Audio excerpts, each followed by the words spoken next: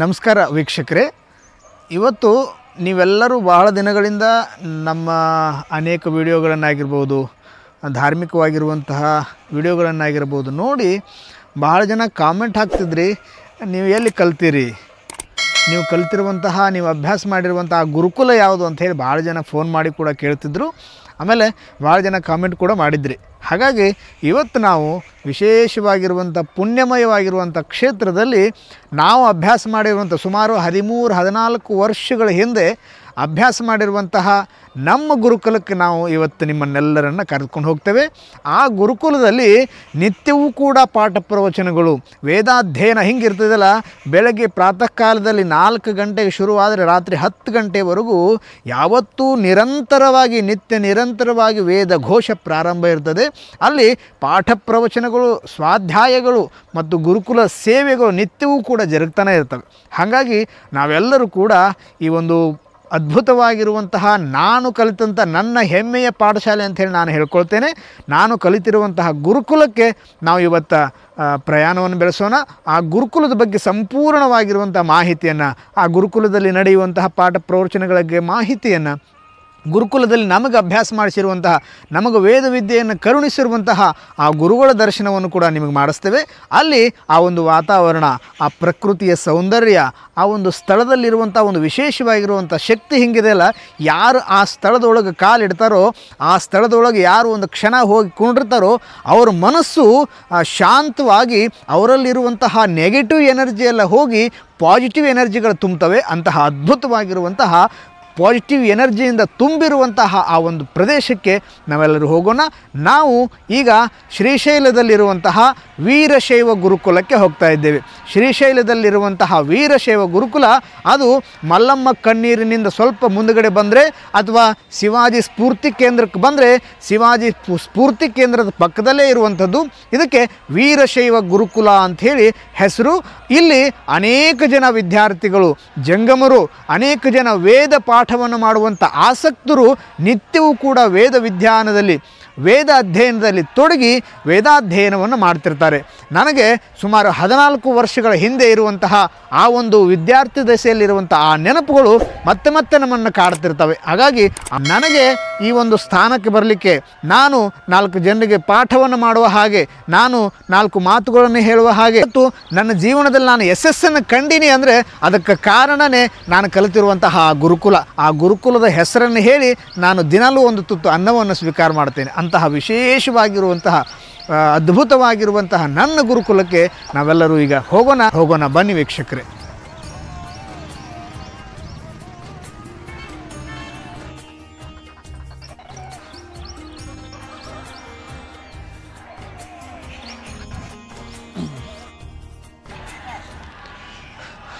ನಾವು ಕೂಡ ಸಹಪಾಠಿಗಳು ಇಲ್ಲೇ ಅಭ್ಯಾಸ ಮಾಡಿರುವಂಥದ್ದು. ನಮ್ಮ ಗುರುಕುಲ ಈ ಎಲ್ಲ ಜಾಗದೊಳಗೆ ಆಟ ಆಡಿ ಇದೆಲ್ಲವನ್ನು ಕಸ ಹೊಡಿತಿದ್ದೀವಿ ದಿನ. ಆವಾಗ ಈ ಸ್ಥಳವನ್ನು ಸ್ವಚ್ಛ ಮಾಡೋದಾಗಿರ್ಬೋದು, ಅದೊಂದು ಖುಷಿ. ಈ ಜಾಗದೊಳಗೆ ನಾವು ಏನು ಈಗ ಬರ್ತೀವಲ್ಲ, ಆ ವಿದ್ಯಾರ್ಥಿ ದಶೆಯಲ್ಲಿರುವಂತಹ ಗುರುಕುಲದ ಸೇವೆ ಮಾಡುವಂತಹ ಒಂದು ಅವಕಾಶ, ಆ ಗುರುಕುಲದಲ್ಲಿದ್ದು ಆಟ ಆಡುವಂತಹ ಸಮಯ, ವಿದ್ಯಾರ್ಥಿಗಳ ಸಹಪಾಠಿಗಳೊಂದಿಗೆ ಜಗಳ, ಸಹಪಾಠಿಗಳೊಂದಿಗೆ ಕಿತ್ತಾಟ, ಇವೆಲ್ಲ ಬಹಳ ಅದ್ಭುತವಾಗಿರುವಂಥವು. ಆವಾಗಿನ ನೆನಪುಗಳು ನಮಗೆ ಈಗಲೂ ಕೂಡ ಬರ್ತವೆ. ಇದು ನೋಡ್ರಿ, ಇಲ್ಲಿ ಒಂದು ವಿಶೇಷವಾಗಿರುವಂಥ ಸ್ಥಳ. ಇಲ್ಲಿ ಹಲಸಿನ ಮರ ಇತ್ತು. ಇನ್ನೊಂದು ವಿಶೇಷ ಅಂದರೆ ಹಲಸಿನ ಮರ, ನಾನು ಗುರುಕುಲದಲ್ಲಿ ಬಂದ ಮೇಲೆ ಹಲಸಿನ ಮರ ನೋಡಿರುವಂಥದ್ದು. ನಾವು ಬಯಲು ಸೀಮೆಯವರಾಗಿರೋದ್ರಿಂದ ನಾವು ಹಲಸಿನ ಮರ ಅನ್ನೋದೇ ಗೊತ್ತಿದ್ದಿಲ್ಲ ನಮಗೆ. ಹಲಸಿನ ಮರ ಹಿಂಗಿರ್ತೈತೆ ಅನ್ನೋದು ಗೊತ್ತಿದ್ದಿಲ್ಲ, ಕೇಳ್ತಿದ್ವಿ. ಬಟ್ ಆ ಹಲಸಿನ ಮರ ಹೇಗಿರ್ತೈತೆ, ಅದರ ಹಣ್ಣು ಹಿಂಗೆ ಆಗ್ತಾವ ಅನ್ನೋದು ಕೂಡ ಇಲ್ಲಿ ಬಂದಿದೆ, ನಾವು ನೋಡಿದ್ದು. ಹಾಗಾಗಿ ಈ ಒಂದು ಸ್ಥಳವನ್ನು ನಾವು ಯಾವತ್ತೂ ಮರೆಯೋಕ್ಕಾಗೋದಿಲ್ಲ. ಅಂಥ ಸ್ಥಳಕ್ಕೆ ನಿಮ್ಮೆಲ್ಲರನ್ನು ಕೂಡ ಕರ್ಕೊಂಡು ಹೋಗ್ತಾ ಇದ್ದೀವಿ. ಹೋಗೋಣ ನಮ್ಮ ವೀರಶೈವ ಗುರುಕುಲಕ್ಕೆ. ನೋಡಿ ವೀಕ್ಷಕರೇ, ಇಲ್ಲಿ ಕಾಣ್ತಾ ಇರೋದು ನಮ್ಮ ಗುರುಕುಲ, ವೀರಶೈವ ಗುರುಕುಲ, ನಮ್ಮ ಹೆಮ್ಮೆಯ ಗುರುಕುಲ. ನನ್ನಂಥ ಅನೇಕ ವಿದ್ಯಾರ್ಥಿಗಳಿಗೆ, ನನ್ನಂಥ ಅನೇಕ ಪುರೋಹಿತರಿಗೆ, ನನ್ನಂಥ ಅನೇಕ ಶಿಕ್ಷಕರಿಗೆ ದಾರಿಯನ್ನು ಮಾಡಿಕೊಟ್ಟಿರುವಂತಹ ಈ ಒಂದು ಪುಣ್ಯಮಯವಾಗಿರುವಂಥ ಸ್ಥಳ. ನಾವು ಶ್ರೀಶೈಲಕ್ಕೆ ಬಂದರೆ ಮೊದಲಿಗೆ ಹೋಗಿ ಶ್ರೀಶೈಲದ ಮಲ್ಲಯ್ಯನ ದರ್ಶನ ಮಾಡೋದಿಲ್ಲ, ಮೊದಲಿಗೆ ನಮಗೆ ವಿದ್ಯೆಯನ್ನು ಕೊಟ್ಟಿರುವಂತಹ ಗುರುಗಳ ಗದ್ದಿಗೆಗೆ ದರ್ಶನ ಮಾಡುವಂತಹ ಪದ್ಧತಿ ನಾವು ಯಾವತ್ತೂ ರೂಢಿಸಿ ಮಾಡ್ಕೊಂಡು ಬಂದಿರುವಂಥದ್ದು. ಅಂತಹ ಗುರುಗಳ ದರ್ಶನವನ್ನು ಮೊದಲಿಗೆ ಮಾಡಿ ಆನಂತರನೇ ನಾವು ಶ್ರೀಶೈಲದ ಮಲ್ಲಯ್ಯನ ಜ್ಯೋತಿರ್ಲಿಂಗ ದರ್ಶನವನ್ನು ಮಾಡುವಂಥದ್ದು. ನಾವು ಶ್ರೀಶೈಲಕ್ಕೆ ಬಂದರೆ ನಮಗೆ ಪರಮಾತ್ಮ ಶಿವನಿಕ್ಕಿಂತ ಶ್ರೀಶೈಲದ ಮಲ್ಲಯ್ಯನಕ್ಕಿಂತ ನಮಗೆ ವಿದ್ಯೆಯನ್ನು ಬೋಧಿಸಿರುವಂಥ ಗುರುಗಳೇ ಶ್ರೇಷ್ಠ ಅನ್ನುವಂಥ ಭಾವನೆಯಿಂದ ನಾವು ಫಸ್ಟ್ ಬಂದು ಗುರುಕುಲಕ್ಕೆ ದರ್ಶನವನ್ನು ಮಾಡ್ತೇವೆ, ಗುರುಗಳ ದರ್ಶನವನ್ನು ತೆಗೆದುಕೊಳ್ತೇವೆ.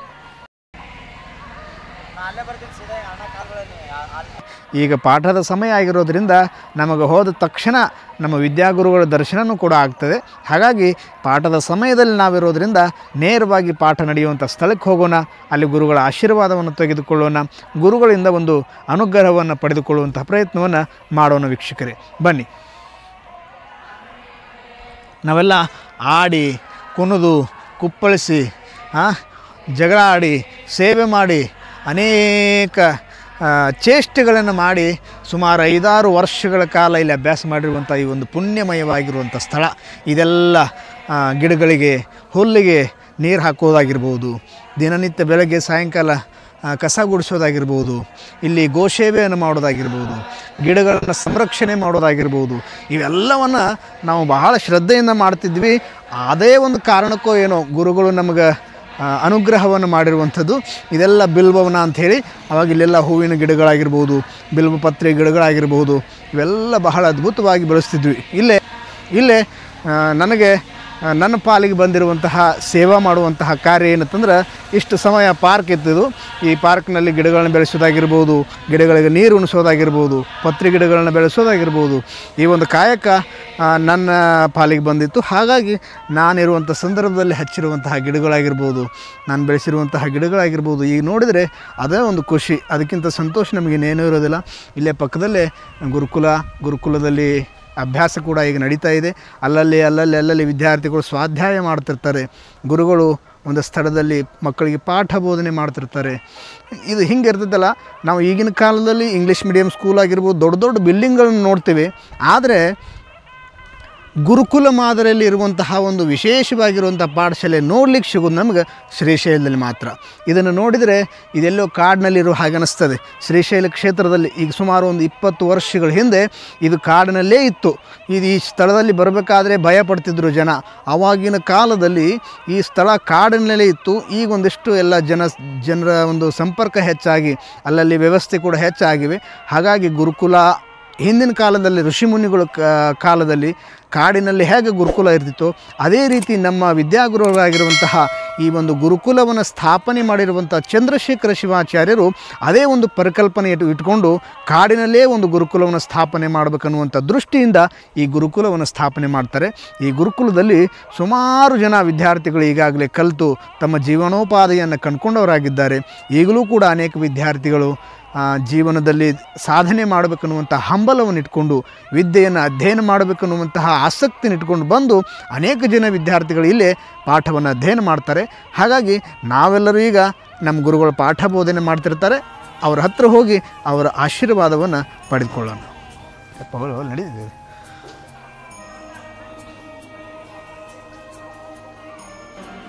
ಗುರುಕುಲದಲ್ಲಿ ಪಾಠ ಕೂಡ ಪ್ರಾರಂಭ ಆಗಿದೆ. ನಾವು ಹೋಗಿ ಗುರುಗಳ ದರ್ಶನವನ್ನು ಮಾಡೋಣ. ಮೊದಲಿಗೆ ಈ ಒಂದು ಗುರುಕುಲವನ್ನು ಸ್ಥಾಪನೆ ಮಾಡಿರುವಂತಹ ಚಂದ್ರಶೇಖರ ಶಿವಾಚಾರ್ಯ ಮಹಾಸ್ವಾಮಿಗಳ ಮೂಲ ಗದ್ದಿಗೆ ಅಲ್ಲಿ ನಮಗೆ ಕಾಣಸಿಗ್ತದೆ. ಹಾಗಾಗಿ ನಾವು ಯಾವಾಗ ಗುರುಕುಲಕ್ಕೆ ಮೊದಲು ಕಾಲಿಡ್ತೇವೋ ಆವಾಗ ನಮಗೆ ಮೊಟ್ಟ ಮೊದಲಿಗೆ ನೆನಪಿಗೆ ಬರುವಂಥದ್ದು ನಮ್ಮ ಚಂದ್ರಶೇಖರ ಶಿವಾಚಾರ್ಯ ಮಹಾಸ್ವಾಮಿಗಳ ಗದ್ದುಗೆ. ಆ ಗದ್ದುಗೆಗೆ ಹೋಗಿ ನಾವು ಯಾವಾಗ ಹಣೆ ಹಚ್ಚಿ ನಮಸ್ಕಾರ ಮಾಡ್ತೀವೋ ಆವಾಗ ನಮಗೊಂದು ತವರು ಮನೆಗೆ ಬಂದಿರುವಂಥ ಭಾಸ ಉಂಟಾಗ್ತದೆ. ಹಾಗಾಗಿ ನಮಗೆ ಯಾವತ್ತೇ ಬರಲಿ, ಯಾವಾಗಲೇ ಗುರುಕುಲಕ್ಕೆ ಬಂದರೂ ಮೊಟ್ಟ ಮೊದಲಿಗೆ ನಾವು ಮಾಡುವಂಥ ಕೆಲಸ ನಮಗೆ ವಿದ್ಯಾಗುರುಗಳಾಗಿರುವಂತಹ ಚಂದ್ರಶೇಖರ ಶಿವಾಚಾರ್ಯ ಮಹಾಸ್ವಾಮಿಗಳ ಗದ್ದುಗೆಯ ದರ್ಶನ. ನೋಡಿ ವೀಕ್ಷಕರೇ, ಇಲ್ಲಿ ನಮ್ಮ ಗುರುಗಳು ಪಾಠ ಪ್ರಾರಂಭ ಮಾಡಿದ್ದಾರೆ. ಆ ಪಾಠ ಹೇಳುವಂಥ ಗಾಂಭೀರ್ಯ, ಆ ಮಕ್ಕಳು ಪಾಠವನ್ನು ಕಲಿಯುವಂತಹ ಶೈಲಿ, ನಮ್ಮ ಗುರುಗಳ ಒಂದು ಅದ್ಭುತವಾಗಿರುವಂತಹ ಕಂಠದಿಂದ ಆ ಒಂದು ಪಾಠವನ್ನು ಕೇಳೋದೇ ಒಂದು ಪೂರ್ವ ಜನ್ಮದ ಭಾಗ್ಯ ಇದ್ದಂತೆ. ನಾವು ಮೊದಲಿಗೆ ಮೇಲೆ ಹೋಗಿ ಗುರುಗಳ ದರ್ಶನವನ್ನು ಮಾಡಿಕೊಂಡು ಆನಂತರ ನಮ್ಮ ಗುರುಗಳನ್ನು ಭೇಟಿ ಮಾಡೋಣ. ಗುರುಗಳ ಗದ್ದುಗೆಗೆ ಹೋಗಿ ನಮಸ್ಕಾರ ಮಾಡ್ಕೊಂಡು ಬರೋಣ.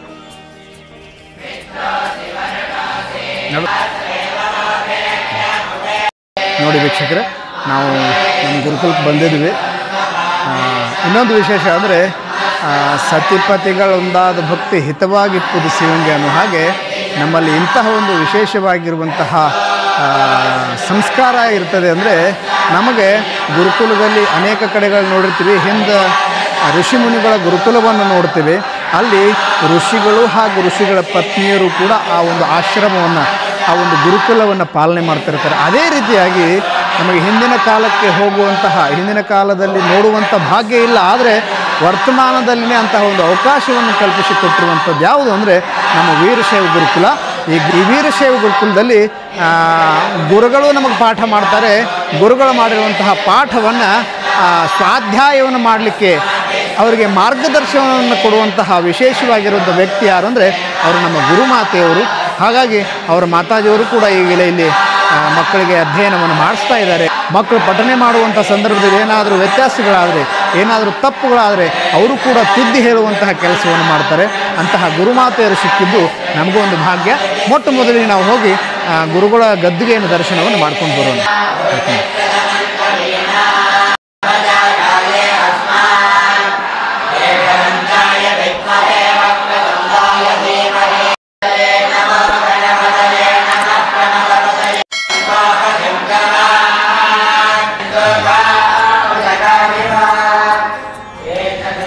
ಗುರುಕುಲ ದರ್ಶನ ಮಾಡ್ಕೊಳ್ಳೋಣ. ಇದು ನಮ್ಮ ಚಂದ್ರಶೇಖರ ಶಿವಾಚಾರ್ಯ ಮಹಾಸ್ವಾಮಿಗಳ ಗದ್ದುಗೆ. ಇಲ್ಲಿ ನೋಡಿ, ಇವರೇ ನಮ್ಮ ಚಂದ್ರಶೇಖರ ಶಿವಾಚಾರ್ಯ ಮಹಾಸ್ವಾಮಿಗಳು. ಇವರಲ್ಲಿರುವಂತಹ ಒಂದು ಗಾಂಭೀರ್ಯ, ಪಾಠ ಮಾಡುವಂಥ ಶೈಲಿ, ಅವರಲ್ಲಿ ಇರುವಂತಹ ಒಂದು ಕಂಠ, ಮಕ್ಕಳಿಗೆ ಬೋಧಿಸುವಂತಹ ಶೈಲಿ, ಇದೆಲ್ಲವನ್ನು ವರ್ಣಿಸಲಿಕ್ಕೆ ಅಸಾಧ್ಯವಾಗಿರುವಂಥದ್ದು. ಅವರ ಕೈಯಲ್ಲಿ ಅಭ್ಯಾಸ ಮಾಡಿರುವಂಥ ವಿದ್ಯಾರ್ಥಿಗಳ ಧನ್ಯ ಅನ್ನುವಂತಹ ಭಾವ ನಮಗಿಲ್ಲಿ ಅನಿಸ್ತದೆ. ಇದು ಚಂದ್ರಶೇಖರ ಶಿವಾಚಾರ್ಯ ಮಹಾಸ್ವಾಮಿಗಳ ಗದ್ದಿಗೆ. ಈ ಪಕ್ಕದಲ್ಲಿರುವಂಥದ್ದು ಸಂಗನಬಸವ ಸ್ವಾಮಿಗಳು ಅಂಥೇಳಿ. ಇವರ ಗದ್ದಿಗೆ ಇಲ್ಲಿ ಇರೋದರಿಂದನೇ ಈ ಒಂದು ಗದ್ದಿಗೆಯನ್ನೇ ಮೂಲ ಆಧಾರವಾಗಿಟ್ಕೊಂಡು ಚಂದ್ರಶೇಖರ ಶಿವಾಚಾರ್ಯ ಮಹಾಸ್ವಾಮಿಗಳು ಈ ಗುರುಕುಲವನ್ನು ಸಂಸ್ಥಾಪನೆ ಮಾಡ್ತಾರೆ. ಈ ಒಂದು ಚಂದ್ರಶೇಖರ ಶಿವಾಚಾರ್ಯರ ಸಂಕಲ್ಪ ಎಷ್ಟು ದೊಡ್ಡದಾಗಿತ್ತಲ್ಲ, ಸಂಗನಬಸವ ಸ್ವಾಮಿಗಳ ಒಂದು ಗದ್ದುಗೆ ಇರುವಂತಹ ಈ ಪುಣ್ಯ ಸ್ಥಳದಲ್ಲಿನೇ ಅನೇಕ ವಿದ್ಯಾರ್ಥಿಗಳು, ಅನೇಕ ವಟುಗಳು ವೇದಾಧ್ಯಯನವನ್ನು ಮಾಡಬೇಕು ಅನ್ನುವಂತಹ ಸಂಕಲ್ಪವನ್ನು ಮಾಡಿರುವಂಥ ಚಂದ್ರಶೇಖರ ಶಿವಾಚಾರ್ಯ ಮಹಾಸ್ವಾಮಿಗಳು ಈ ಜಾಗವನ್ನು, ಈ ಸ್ಥಳವನ್ನು ಆಯ್ಕೆ ಮಾಡಿಕೊಂಡು, ಈ ಸ್ಥಳವನ್ನು ಕೊಂಡ್ಕೊಂಡು ಇಲ್ಲಿ ಈ ಗುರುಕುಲವನ್ನು ಸ್ಥಾಪನೆ ಮಾಡ್ತಾರೆ. 1995ರಲ್ಲಿ ಈ ಒಂದು ಗುರುಕುಲ ಪ್ರಾರಂಭವಾಗ್ತದೆ. 15 ಜನ ವಿದ್ಯಾರ್ಥಿಗಳಿಂದ ಪ್ರಾರಂಭವಾಗಿರುವಂಥ ಈ ಗುರುಕುಲ ಈಗ ಸುಮಾರು 65ರಿಂದ 70 ವಿದ್ಯಾರ್ಥಿಗಳು ಪ್ರತಿನಿತ್ಯ ಇಲ್ಲಿ ವೇದಾಧ್ಯಯನವನ್ನು ಮಾಡ್ತಾರೆ. ಅಂತಹ ವಿಶೇಷವಾಗಿರುವಂಥ 30 ವರ್ಷಗಳ ಕಾಲ ನಡೆದುಕೊಂಡು ಬಂದಿರುವಂಥ ಈ ಗುರುಕುಲ, ಇಲ್ಲಿ ನಡೆಯುವಂತಹ ಪದ್ಧತಿಗಳು, ಇಲ್ಲಿ ನಡೆಯುವಂತಹ ಪಾಠ ಪ್ರವಚನಗಳು, ಇಲ್ಲಿ ನಡೆಯುವಂತಹ ಅನ್ನದಾನಾದಿ ಕ್ರಿಯೆಗಳು, ಇಲ್ಲಿ ಮಕ್ಕಳಿಗೆ ಬೋಧಿಸುವಂತಹ ಪಾಠದ ವಿಧಾನ, ಇವೆಲ್ಲವನ್ನು ನೋಡ್ತಾ ಇದ್ದರೆ ನಮಗೆ ಹಿಂದಿನ ಕಾಲಕ್ಕೆ ಋಷಿ ಮುನಿಗಳ ಗುರುಕುಲಗಳೇ ನೆನಪಾಗ್ತವೆ. ಅಂತಹ ಪುಣ್ಯ ಸ್ಥಳದಲ್ಲಿ ನಾನು ಅಭ್ಯಾಸ ಮಾಡಿರುವಂಥದ್ದು ನನ್ನೊಂದು ಪೂರ್ವ ಜನ್ಮದ ಪುಣ್ಯ ಅಂಥೇಳಿ ನಾನು ಹೇಳಲಿಕ್ಕೆ ಬಯಸ್ತೇನೆ.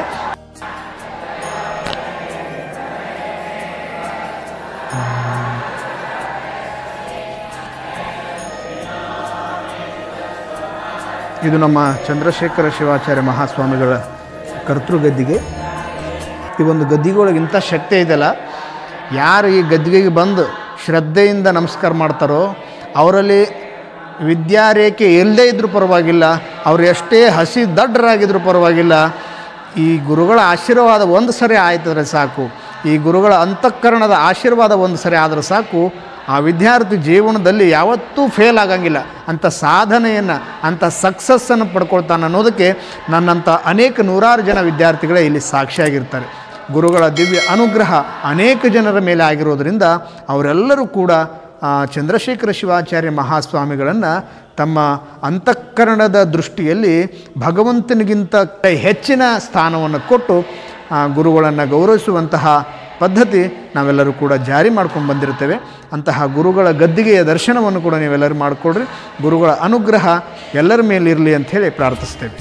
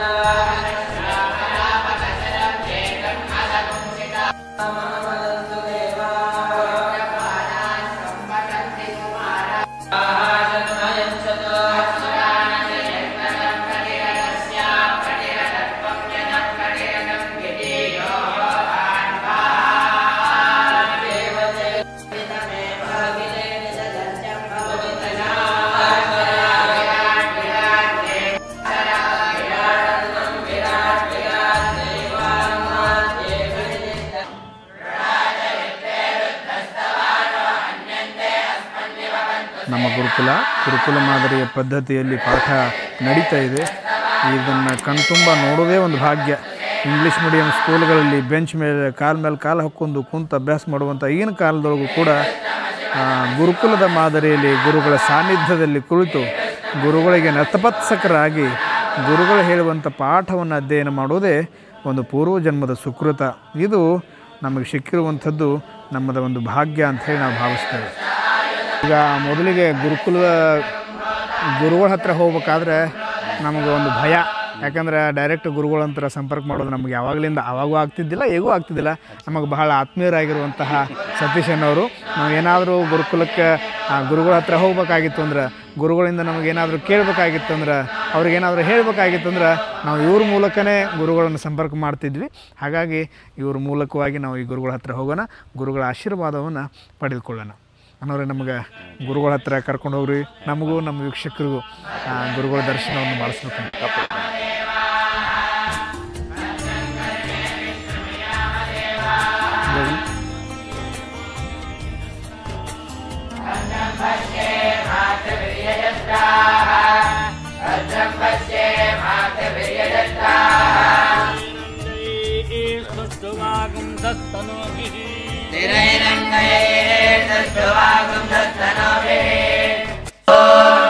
इंद्र वृद्धश्रवाः स्वस्ति न इंद्र वृद्धश्रवाः स्वस्ति न इंद्र वृद्धश्रवाः पूषा विश्ववेदाः स्वस्ति नः पूषा विश्ववेदाः स्वस्ति नः पूषा विश्ववेदाः वदिष्ये भुवनं वदिष्ये तेजो वदिष्ये यशो वदिष्ये ब्रह्मो वदिष्ये ब्रह्म वदिष्ये सत्यं वदिष्ये तस्मात् अहमिदमुपस्तरणमुपस्तृणमुपस्तरणं मे प्रजायै पशूनां भूयादुपस्तरणमहं प्रजायै पशूनां भूयासम् देवेभ्यो मधुमनिष्ये मधुवदिष्ये मधुवक्ष्यामि मधुवदिष्यामि मधुमतें देवेभ्यो वाचमुद् पृथिवी शान्ता साग्निना शान्ता नक्षत्राणि शान्तिर्वनस्पतयश्चान्तिर्गौश्चान्तिरजाचान्तिरत्वश्चान्ति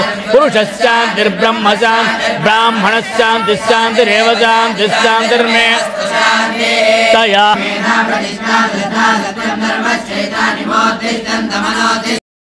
ವೀಕ್ಷಕರೇ, ನಾವು ಗುರುಗಳ ಹತ್ರ ಬಂದಿದ್ದೀವಿ. ಗುರುಗಳ ದರ್ಶನವನ್ನು ಕೂಡ ಮಾಡಿದ್ವಿ.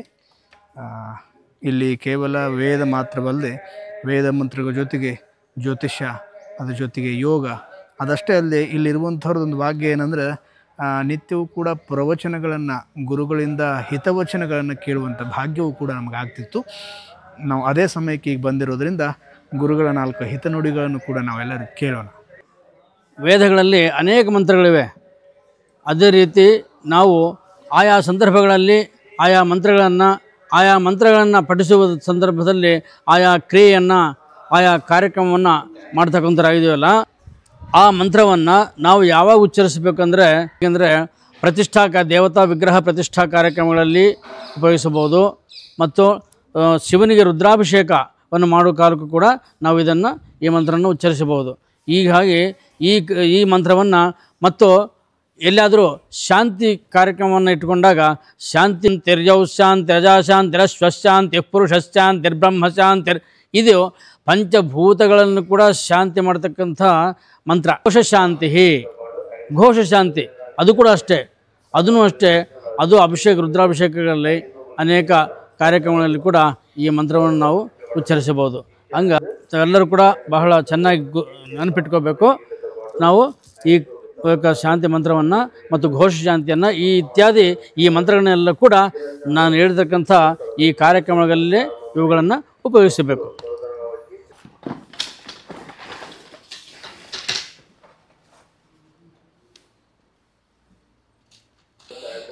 ಇಲ್ಲಿ ಮಕ್ಕಳಿಗೆ ಇಷ್ಟು ಚೆನ್ನಾಗಿ ಪಾಠ ಮಾಡ್ತಾರೆ ಅಂದರೆ ಅದೆಲ್ಲವೂ ಕೂಡ ನಮ್ಮ ಮಲ್ಲಿಕಾರ್ಜುನ ಗುರುಗಳವರ ಒಂದು ಆಶೀರ್ವಾದ.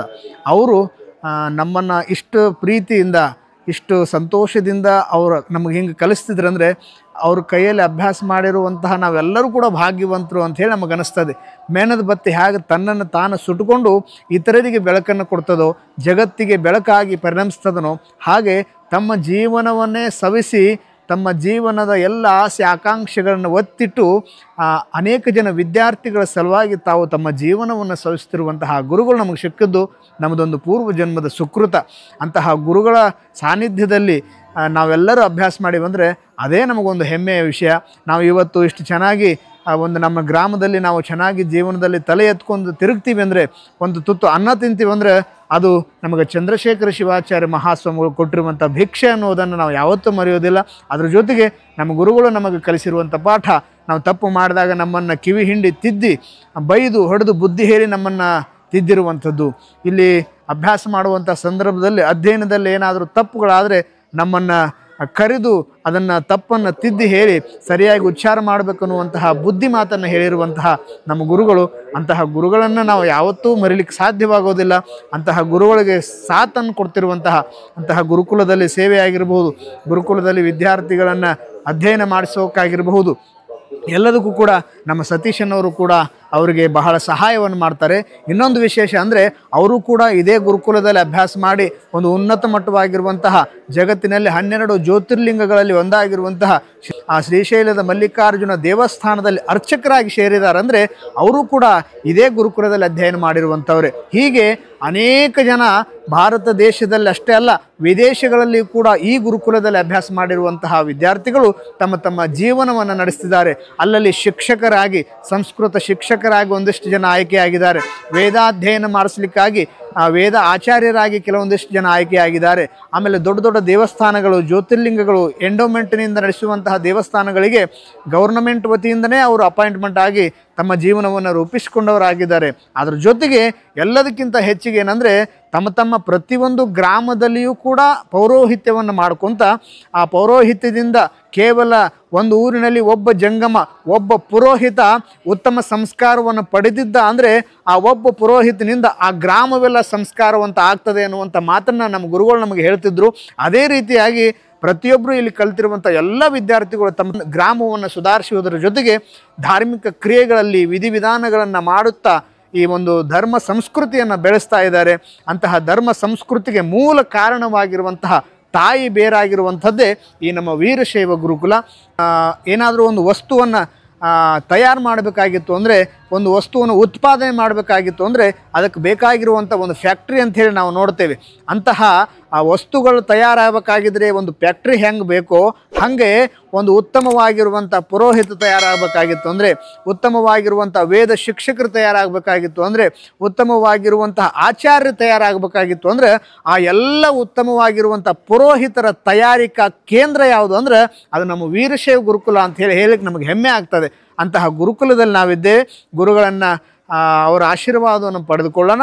ಅದಕ್ಕಿಂತ ಮುಂಚೆ ಇಲ್ಲೇ ಅಧ್ಯಯನವನ್ನು ಮಾಡಿ ಶ್ರೀಶೈಲ ದೇವಸ್ಥಾನದಲ್ಲಿ ಉದ್ಯೋಗವನ್ನು ಪಡೆದಿರುವಂತಹ ನಮ್ಮ ಸತೀಶನವ್ರನ್ನ ಒಂದೆರಡು ಮಾತುಗಳನ್ನ ಮಾತಾಡಿಸೋಣ. ನಮ್ಮ ಅಣ್ಣವರು ಅವ್ರ ಜೊತೆ ಅಭ್ಯಾಸ ಮಾಡ್ತಾ ಅವ್ರ ಜೊತೆ ತಿರುಗ್ತಾ ಅವರೆಲ್ಲ ಇದನ್ನು ಮಾಡ್ತಾ ಸೇವೆ ಮಾಡಿದರು. ನಾನು 1 ವರ್ಷ 86ರಲ್ಲಿ ಅವರು ಬಂದರು, 87ರಲ್ಲಿ ನಾನು ಬಂದೆ. ನಾನು 88ರಲ್ಲಿ ನಾನು ಅಭ್ಯಾಸ 1 ವರ್ಷ ನಾನು ಅಭ್ಯಾಸ ವೇದ ಕಲಿತೆ. ಆದಮೇಲೆ ನನ್ನನ್ನು ಈ ಗುರುಕುಲ ಸಂಕಲ್ಪ ಮಾಡ್ಕೊಂಡು ಈ ಗುರುಕುಲ ಜಾಗ ತೊಗೊಳ್ಲಿಕ್ಕೆ ಎಷ್ಟೋ ಕಷ್ಟಪಟ್ಟು ಅವರು ಆ ಗುರುಗಳು ಒಂದು ಸಂಕಲ್ಪದಿಂದ ಜಾಗ ಭಾಳ ಅದನ್ನೆಲ್ಲ ಹೇಳ್ಬೇಕಂದ್ರೆ ಭಾಳ ಇದಾಗುತ್ತೆ. ಸಂಕ್ಷಿಪ್ತವಾಗಿ ಹೇಳ್ತೀನಿ ನಾನು. ಅದು ದೇವರು ಗುರುಗಳ ಆಶೀರ್ವಾದದಿಂದ ಜಾಗ ಬಂತು. ಆಮೇಲೆ ಈ ಜಾಗದಲ್ಲಿ ಕನ್ಸ್ಟ್ರಕ್ಷನ್ ಮಾಡ್ಬೇಕಂತಂದರೆ ನನ್ನನ್ನು ಪೂರ್ತಿ ಇಲ್ಲೇ ಅವರು ಇದನ್ನೆಲ್ಲ ನೋಡ್ಕೊಳ್ಳಿಕ್ಕೆ ಬಿಟ್ಟಾಗಿತ್ತು. ಅಣ್ಣನಿಗೆ ವಿದ್ಯೆ ಕಲಿಸ್ತಾ ಅವರು ಸರ್ಕಿಟ್ ಹೋಗ್ತಾ ದುಡ್ಡಿಗೆ ವಸೂಲು ಮಾಡ್ತಾ ಹೋಗ್ತಾ ಬರ್ತಾ ಎಲ್ಲ ಇದು ಮಾಡ್ತಾ ಇರ್ತಾಯಿದ್ರು. ನಾನು ಇದನ್ನು ಇಲ್ಲೇ ಮಕ್ಕೊಂಡು ಇಲ್ಲೇ ಕಷ್ಟಪಟ್ಟು ಎಲ್ಲ ಮಾಡಿ ಸಂಕಲ್ಪ ಮಾಡಿ ಇದು ಮಾಡಿ ವ್ಯವಸ್ಥೆ ಮಾಡಿದ್ವಿ. ಇದು ಭಾಳ ಕಷ್ಟದಿಂದ ಅವ್ರ ಸಂಕಲ್ಪ ಮಾಡಿಕೊಂಡು ಗುರುಕುಲನ್ನು ತಯಾರು ಮಾಡಿದ್ದಾರೆ. ಇಲ್ಲಿ ಅವರು ಯಾವ ಮನಸ್ಸಿನಿಂದ ಸಂಕಲ್ಪ ಮಾಡ್ಕೊಂಡಿದ್ದಾರೆ. ಇವತ್ತು ನಮ್ಮ ಅಣ್ಣವ್ರು ಕೂಡ ಅವ್ರ ಜೀವನವನ್ನೇ ತ್ಯಾಗ ಮಾಡಿ ಇವತ್ತು ಅವರು ಹೊರಗಡೆ ಹೋದರೆ ಸುಖ ಜೀವನ ಮಾಡ್ಬೋದು. ಏನು ಅವ್ರು ಎಷ್ಟೋ ಸಂಪಾದನೆ ಮಾಡ್ಬೋದು, ಎಲ್ಲರ ಥರ ಬಿಲ್ಡಿಂಗ್ಗಳು ಕಾರುಗಳು ಎಲ್ಲ ಓಡಾಡ್ಬೋದು. ಆದರೆ ಅವ್ರ ಜೀವನ ಅವರು ತ್ಯಾಗ ಮಾಡಿ ಇವತ್ತು ಗುರುಗಳ ಸಂಕಲ್ಪನ ನೆರವೇರಿಸಲಿಕ್ಕೆ ಇವತ್ತು ಎಲ್ಲ ತ್ಯಾಗ ಮಾಡಿ ಅವರು ಇಷ್ಟು ವಿದ್ಯಾರ್ಥಿಗಳನ್ನು ವಿದ್ಯೆ ಮಾಡಿಸ್ತಾ ಮತ್ತು ಇವರಿಗೆಲ್ಲ ವ್ಯವಸ್ಥೆ ಮಾಡ್ತಾ ಇದೆಲ್ಲ ಮಾಡ್ತಾಯಿದ್ದಾರೆ. ಏನು ಇದನ್ನು ಎಲ್ಲರೂ ದೃಷ್ಟಿಯಲ್ಲಿ ಇಟ್ಕೊಂಡು ಸಹಾಯ ಮಾಡ್ಬೇಕಂತೇಳಿ ನಾನು ಕೋರ್ತೇನೆ. ಈ ಗುರುಕುಲ ಇಷ್ಟು ಬೆಳಿಬೇಕಾಗಿತ್ತು ಅಂದರೆ ಯಾವುದೇ ಒಂದು ಸಂಸ್ಥೆ ದೊಡ್ಡದಾಗಿ ಬೆಳೆದು ಹೆಸರು ಮಾಡಬೇಕಂದ್ರೆ ಅದರ ಹಿಂದೆ ಬಹಳ ಕಷ್ಟ ಇರ್ತದೆ. ಆ ಕಷ್ಟವನ್ನು ಅನುಭವಿಸಿ ತಮ್ಮ ಜೀವನವನ್ನೇ ಸವಿಸಿ ಗುರುಕುಲಕ್ಕಾಗಿ ತಮ್ಮ ಜೀವನವನ್ನೇ ಮುಡುಪಾಗಿಟ್ಟಿರುವಂಥವರು ನಮ್ಮ ಗುರುಗಳು. ಅಂತಹ ಗುರುಗಳ ಸೇವೆ ಈ ಗುರುಕುಲದ ಬಹಳ ಅದ್ಭುತವಾಗಿರುವಂಥ ಸೇವೆ. ಅವರ ಸೇವೆ ಇರೋದರಿಂದನೇ ನಮ್ಮ ಗುರುಕುಲ ಈ ಮಟ್ಟಕ್ಕೆ ಇವತ್ತಿದೆ. ಅನೇಕ ಜನ ಅನೇಕ ತರಹ ಮಾತಾಡಬಹುದು, ಅವರಿಗೆ ಕಾಲನೇ ಉತ್ತರ ಕೊಡ್ತದೆ. ಹಾಗಾಗಿ ನಾವು ನಮ್ಮ ಗುರುಗಳ ಸೇವೆಯಲ್ಲಿ ನಾವು ಸದಾಕಾಲ ಸಿದ್ಧರು. ಇನ್ನೊಂದು ವಿಷಯ ವೀಕ್ಷಕರೇ, ಈ ಗುರುಕುಲ ಯಾವುದೇ ಸರ್ಕಾರದಿಂದ ಹಣವನ್ನು ಪಡೆದಿಲ್ಲ. ಯಾವುದೇ ಗುರುಗಳಿಂದ ಈ ಗುರುಕುಲಕ್ಕೆ ದೇಣಿಗೆ ರೂಪದಲ್ಲಿ ಹಣ ಬರೋದಿಲ್ಲ. ಈ ಗುರುಕುಲ ಹೇಗೆ ನಡೀತಾ ಇದೆ ಅಂದರೆ ಭಕ್ತರು ಕೊಟ್ಟಿರುವಂತಹ ಕಾಣಿಕೆಗಳಿಂದ, ಭಕ್ತರು ಕೊಡುವಂತಹ ದೇಣಿಗೆಯಿಂದಲೇ ಈ ಗುರುಕುಲ ನಡೀತದೆ. ಸುಮಾರು 70 ಜನ ವಿದ್ಯಾರ್ಥಿಗಳು 30 ವರ್ಷಗಳ ಕಾಲ ಇಲ್ಲಿ ಅಭ್ಯಾಸ ಮಾಡ್ತಾ ಇದ್ದಾರೆ. ಅಂದರೆ ಅವರ ಊಟ ವಸತಿಯ ಜೊತೆಗೆ ಎಲ್ಲ ವ್ಯವಹಾರಗಳನ್ನು ಎಲ್ಲ ಖರ್ಚು ವೆಚ್ಚಗಳನ್ನು ಯಾವುದರಿಂದ ಭರಿಸ್ತಾರೆ ಅಂದರೆ ಅದು ಕೇವಲ ಭಕ್ತರು ಕೊಡುವಂತಹ ದೇಣಿಗೆ ರೂಪದಿಂದ ಮಾತ್ರನೇ. ಹಾಗಾಗಿ ಅನೇಕ ಜನರಿಗೆ ಕೊಡಬೇಕನ್ನುವಂತಹ ಭಾವ ಇರ್ತದೆ, ಆದರೆ ದುಡ್ಡಿರೋದಿಲ್ಲ, ಸಂಪತ್ತಿರೋದಿಲ್ಲ. ಆದರೆ ಅನೇಕ ಜನರಲ್ಲಿ ದುಡ್ಡು ಸಂಪತ್ತು ಇರ್ತದೆ, ಆದರೆ ಕೊಡಬೇಕಾಗಿತ್ತು ಅಂದರೆ ಒಂದು ಒಳ್ಳೆಯ ವೇದಿಕೆ ಅವರಿಗೆ ಸಿಗೋದಿಲ್ಲ, ಯಾವುದಕ್ಕಾಗಿ ಕೊಡಬೇಕು ಅನ್ನುವಂತಹ ಕಾರಣ ಸಿಗೋದಿಲ್ಲ. ಹಾಗಾಗಿ ನಿಮ್ಮಲ್ಲಿ ಯಾರಾದರೂ ದಾನಿಗಳಿರಬಹುದು, 4 ಜನರಿಗೆ ಉಪಕಾರವಾಗುವಂತಹ ಇಂತಹ ಸಂಸ್ಥೆಗಳಿಗೆ ದೇಣಿಗೆಯನ್ನು ಕೊಟ್ಟರೆ ಇಂತಹ ಸಂಸ್ಥೆಯೂ ಕೂಡ ಬೆಳೀತದೆ. ಇಲ್ಲಿ ಅಭ್ಯಾಸ ಮಾಡುವಂತಹ ಜಂಗಮರು ಕೂಡ ಉತ್ತಮವಾಗಿರುವಂಥ ಸಂಸ್ಕಾರವಂತರಾಗ್ತಾರೆ. ಹಾಗಾಗಿ ಯಾರಾದರೂ ಸಂಪತ್ತಿರುವಂಥವರು ಕೊಡಬೇಕುತ್ತಮಂಗೆ ಮಗಳಂ ಸತ್ಪಾತ್ರಕ್ಕೆ ದಾನಮಂ ಅನ್ನುವ ಹಾಗೆ ಉತ್ತಮರಿಗೆ ಮಗಳನ್ನು ಹೇಗೆ ಕೊಡ್ತೀವೋ ಹಾಗೆ ನಾವು ಕೊಟ್ಟಿರುವಂತಹ ದಾನ, ನಾವು ಮಾಡುವಂತಹ ದಾನ ಸತ್ಪಾತ್ರಕ್ಕೆ ಆಗಿರಬೇಕು. ಇಂತಹ ಗುರುಕುಲಕ್ಕೆ ನಾವು ಒಂದು ವೇಳೆ ದೇಣಿಗೆಯನ್ನು ಕೊಟ್ಟಿವಿ ಅಂದರೆ, ಇಂತಹ ಗುರುಕುಲಕ್ಕೆ ನಮ್ಮ ಕೈಲಾದಷ್ಟು ಸಹಾಯವನ್ನು ನಾವು ಮಾಡಿದ್ದೀವಿ ಅಂದರೆ ನಮ್ಮ ಜೀವನ ಪಾವನವಾಗ್ತದೆ. ಅಲ್ಲೇ ಇಲ್ಲೇ ಇರುವಂತಹ ದೇವಸ್ಥಾನಗಳ ಹುಂಡಿಗೆ ಹಾಕ್ತೀವಿ. ಅನೇಕ ಸಂಪದ್ಭರಿತವಾಗಿರುವಂತಹ ದೇವಸ್ಥಾನಗಳಿಗೆ ಹೋಗಿ ನಾವು ಹುಂಡಿಗೆ ರೊಕ್ಕ ಹಾಕ್ತೀವಿ, ಹುಂಡಿಗೆ ದೇಣಿಗೆಯನ್ನು ಸಮರ್ಪಣೆ ಮಾಡ್ತೀವಿ. ಎಷ್ಟೋ ಕೋಟ್ಯಾಂತರ ರೂಪಾಯಿ ಇರುವಂತಹ ವ್ಯಕ್ತಿಗಳೇ ನಾವು ಹೋಗಿ ದಾನವನ್ನು ಮಾಡ್ತೇವೆ. ನಾವು ಈಗೇನು ಮಾಡಬೇಕಾಗಿತ್ತು ಅಂದರೆ, ಇದ್ದಲ್ಲಿ ಕೊಟ್ಟರೆ ಅದು ಫಲ ಇರೋದಿಲ್ಲ. ಹೊಟ್ಟೆ ತುಂಬಿರುವಂಥ ವ್ಯಕ್ತಿಗೆ ನಾವು ಊಟ ಬಡಿಸಿದರೆ ಅದು ಯೋಗ್ಯ ಅಲ್ಲ. ಸಮುದ್ರಕ್ಕೆ ಮಳೆ ಬಿದ್ದರೆ ಯೋಗ್ಯ ಅಲ್ಲ.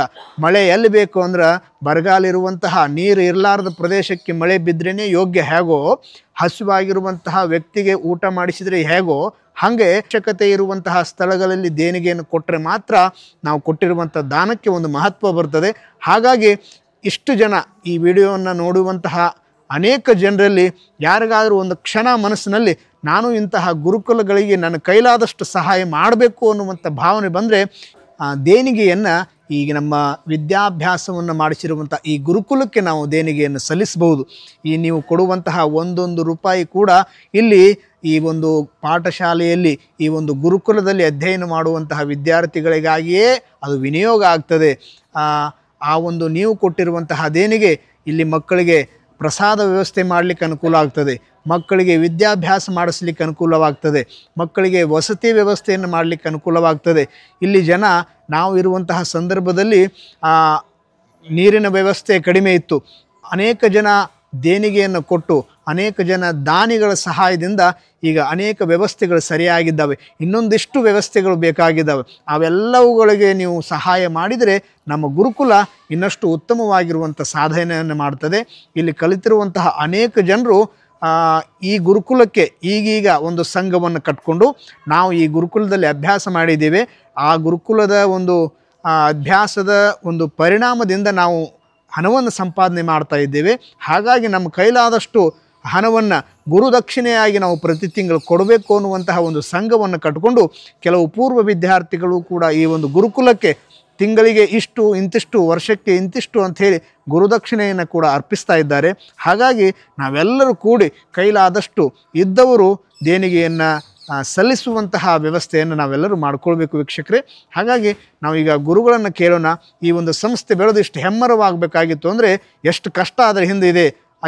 ಈ ಸಂಸ್ಥೆಯನ್ನು ಬೆಳೆಸಬೇಕಾಗಿದ್ದರೆ ಏನೇನು ಸಮಸ್ಯೆಗಳು ಬರ್ತಿತ್ತು, ಮಕ್ಕಳನ್ನು ತಯಾರು ಮಾಡಬೇಕಾದ್ರೆ ಎಷ್ಟು ಕಷ್ಟವನ್ನು ಎದುರಿಸುತ್ತಾರೆ ಅನ್ನುವಂಥದ್ದನ್ನು ನಮ್ಮ ಗುರುಗಳನ್ನು ಮಾತಾಡಿಸೋಣ.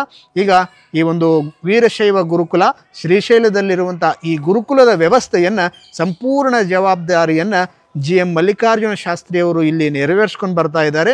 ಅವರು ನಮ್ಮ ಎದುರಿಗಿದ್ದಾರೆ, ಅವರನ್ನು ನಾವು ಮಾತಾಡಿಸೋಣ ವೀಕ್ಷಕರೇ. ಇಂದು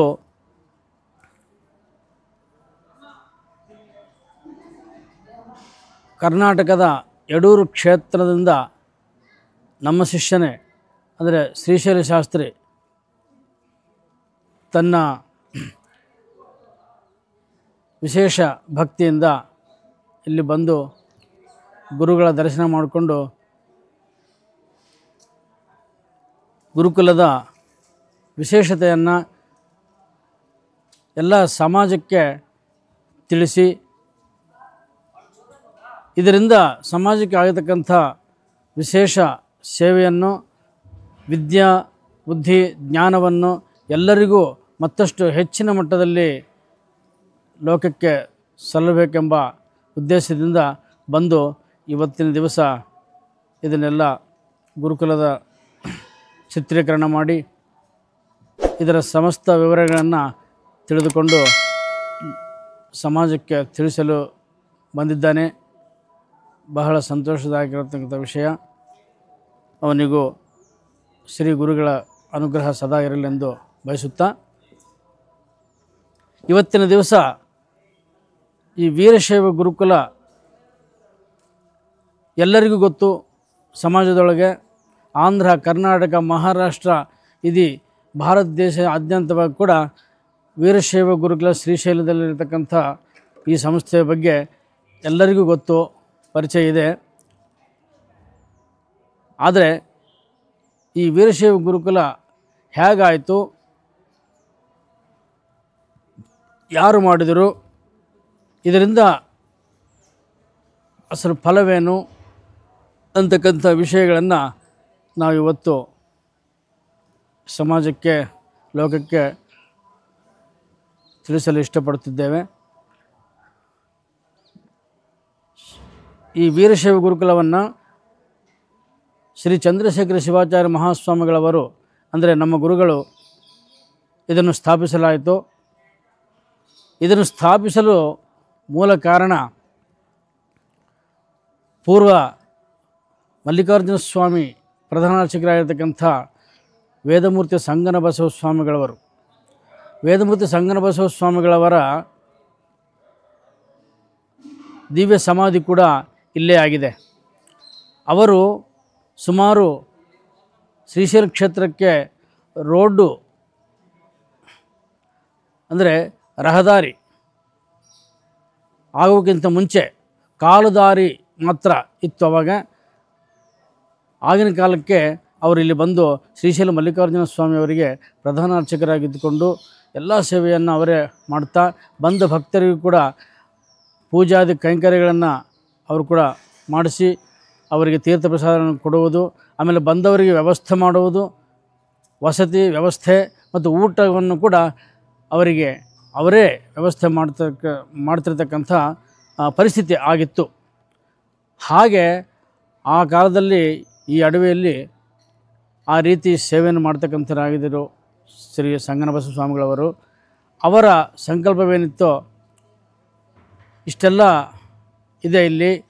ಆದರೆ ನಮ್ಮ ಮಲ್ಲಿಕಾರ್ಜುನ ಸ್ವಾಮಿಯವರಿಗೆ ವೇದ ಮಂತ್ರೋಚ್ಚಾರಣದಿಂದ ಬಹು ಸುಂದರವಾಗಿ ಮತ್ತಷ್ಟು ಹೆಚ್ಚಿನ ಮಟ್ಟದಲ್ಲಿ ಇವರಿಗೆ ಸೇವೆ ಸಲ್ಲಬೇಕು ಎಂಬ ಆಲೋಚನೆ ಬಂದು ಅವರೊಂದು ಸಂಕಲ್ಪ ಮಾಡಿಕೊಂಡಿದ್ದಂತೆ ಗುರುಕುಲವನ್ನು ಸ್ಥಾಪಿಸಿ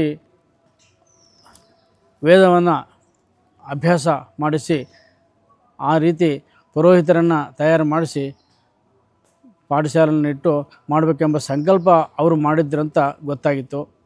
ಆ ವಿಷಯ ಗೊತ್ತಾಗಿ ಅವರ ಲಿಂಗೈಕ್ಯ ಆದ ನಂತರ ನಮ್ಮ ಗುರುಗಳು ಚಂದ್ರಶೇಖರ ಶಿವಾಚಾರ್ಯ ಮಹಾಸ್ವಾಮಿಗಳವರು ಈ ಗುರುಕುಲವನ್ನು ಅವರ ಸಂಕಲ್ಪವನ್ನು ನೆರವೇರಿಸಲು ಉದ್ದೇಶವನ್ನಿಟ್ಟುಕೊಂಡು ಸಂಕಲ್ಪ ಮಾಡಿದರು.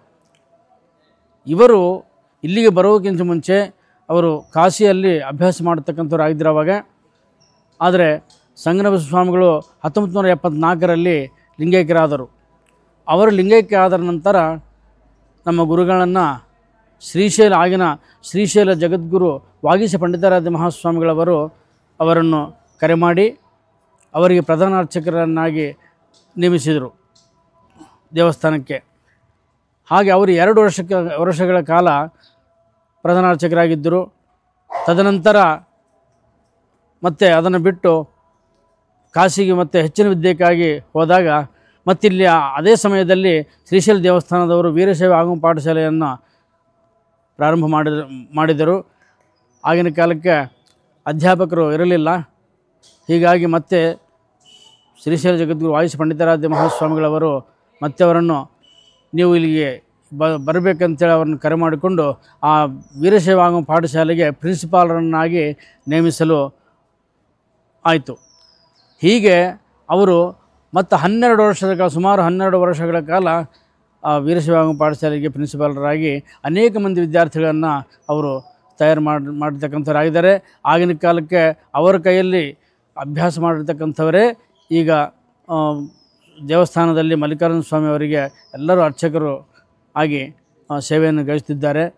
ಅದೇ ರೀತಿ ಮತ್ತು ತದನಂತರ ಅವರಿಗೂ ಈ ವಿಷಯ ಗೊತ್ತಾಯಿತು, ಸಂಗನಬಸವ ಸ್ವಾಮಿಗಳವರ ಸಂಕಲ್ಪ ಹೀಗಿತ್ತು ಅನ್ನೋದು ವಿಷಯ ಗೊತ್ತಾಗಿ ಅವರು ಅದನ್ನು ನೆರವೇರಿಸಬೇಕು ಹೇಗಾದರೂ ಅಂತೇಳಿ ಸಂಕಲ್ಪ ಮಾಡಿಕೊಂಡು ಈ ಜಾಗಕ್ಕಾಗಿ ಪ್ರಯತ್ನ ಮಾಡಿದಾಗ ಎಷ್ಟು ಪ್ರಯತ್ನ ಮಾಡಿದರೂ ಈ ಜಾಗ ಬರಲಿಲ್ಲ.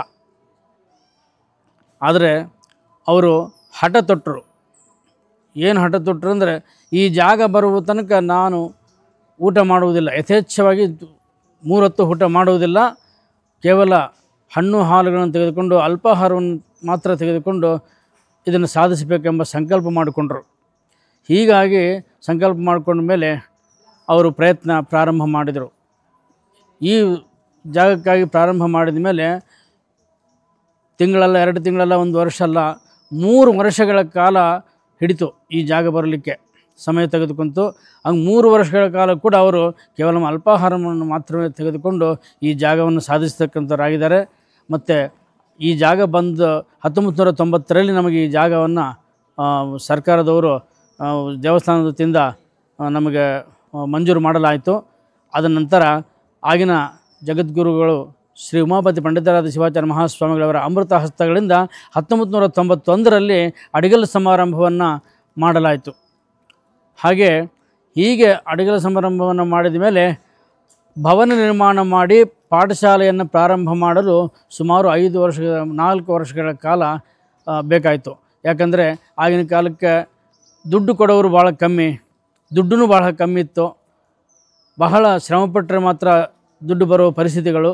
ಹೀಗಾಗಿ ಅವರು ಬಹಳ ಶ್ರಮಪಟ್ಟು ಊರೂರು ಆಂಧ್ರ, ಕರ್ನಾಟಕ, ಮಹಾರಾಷ್ಟ್ರ, ತೆಲಂಗಾಣ ಎಲ್ಲ ಕಡೆ ಕೂಡ ಅವರು ಬಹಳ ಶ್ರಮಪಟ್ಟು ಅನ್ನ, ನಿದ್ದೆ, ನೀರಡಿಕೆ, ಹಸಿವು ಅನ್ಲಾರ್ದಂಗೆ ತಿರುಗಾಡಿ ಎಲ್ಲ ಭಕ್ತರ ಕಡೆಯಿಂದ, ಎಲ್ಲ ಪರಿಚಯಸ್ಥರ ಕಡೆಯಿಂದ ಈ ವಿಷಯವನ್ನು ಹೇಳಿ ಈಗೆಲ್ಲ ಮಾಡ್ತಾಯಿದ್ದೀವಿ, ತಾವು ಸಹಕಾರ ಮಾಡಲೇಬೇಕು.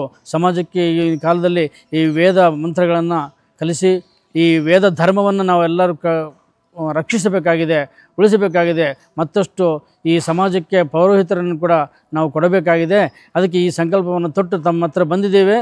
ಈಗ ನೀವು ತಪ್ಪದೆ ನಿಮ್ಮ ಶಕ್ತಿಯಾನುಸಾರ ಸಹಾಯ ಮಾಡಬೇಕಂತ ಪ್ರತಿಯೊಬ್ಬರಲ್ಲಿ ಹೀಗೆಲ್ಲ ಹೇಳ್ಕೊತ ತಿರುಗಾಡ್ಕೊತ ಸುಮಾರು 3-4 ವರ್ಷಗಳ ಕಾಲ ತಿರುಗಾಡಿ ದೇಣಿಗೆನ ತೆಗೆದುಕೊಂಡು ಬಂದು ಈ ಭವನ ನಿರ್ಮಾಣವನ್ನು ಪೂರ್ತಿ ಮಾಡಿ 1995ರಲ್ಲಿ ದಸರಾ ಹಬ್ಬದ ದಿವಸ ಈ ಪಾಠಶಾಲೆಯನ್ನು ಪ್ರಾರಂಭ ಮಾಡಲಾಯಿತು. ಸುಮಾರು 15 ಮಂದಿ ವಿದ್ಯಾರ್ಥಿಗಳಿಂದ ಈ ಪಾಠಶಾಲೆಯನ್ನು ಅಂದಿನ ದಿವಸ ಪ್ರಾರಂಭ ಮಾಡಲಾಯಿತು. ಅಂದಿನಿಂದ ಇಲ್ಲಿಂದ ತನಕ ಈಗ ಈ ವೀರಶೈವ ಗುರುಕುಲವು ಅತ್ಯಂತ ವಿಜೃಂಭಣೆಯಿಂದ ಮಂಗಳಕರವಾಗಿ ಬ್ರಹ್ಮರಮ್ಮ ಮಲ್ಲಿಕಾರ್ಜುನ ಸ್ವಾಮಿಯವರ ಆಶೀರ್ವಾದದಿಂದ, ಗುರುಗಳ ಅನುಗ್ರಹದಿಂದ ಬಹಳ ಸುಂದರವಾಗಿ ದಿಗ್ವಿಜಯವಾಗಿ ನಡೀತಾ ಬರ್ತಾಯಿದೆ. ಎಲ್ಲರ ಸಹಾಯ ಸಹಕಾರಗಳಿಂದ. ಮತ್ತು ಇಂಥ ಮಹಾ ತಪಸ್ವಿಗಳು, ಗುರುಗಳು, ಅಂಥವರ ನೆನಪು ಕೂಡ ಪರಮಾತ್ಮ ಇರಬೇಕಂತೇಳಿ ಅವ್ರನ್ನೂ ಕೂಡ ಇಲ್ಲೇ ಇರಿಸಿದ್ದಾನೆ. ಅವ್ರಿಗೆ ಕೂಡ ನಾವೆಲ್ಲರೂ ನಿತ್ಯ ದರ್ಶನ ಮಾಡ್ಕೊಳ್ತಕ್ಕಂಥ ಭಾಗ್ಯ ನಮ್ಮೆಲ್ಲರಿಗೂ ಸಿಕ್ಕಿದೆ.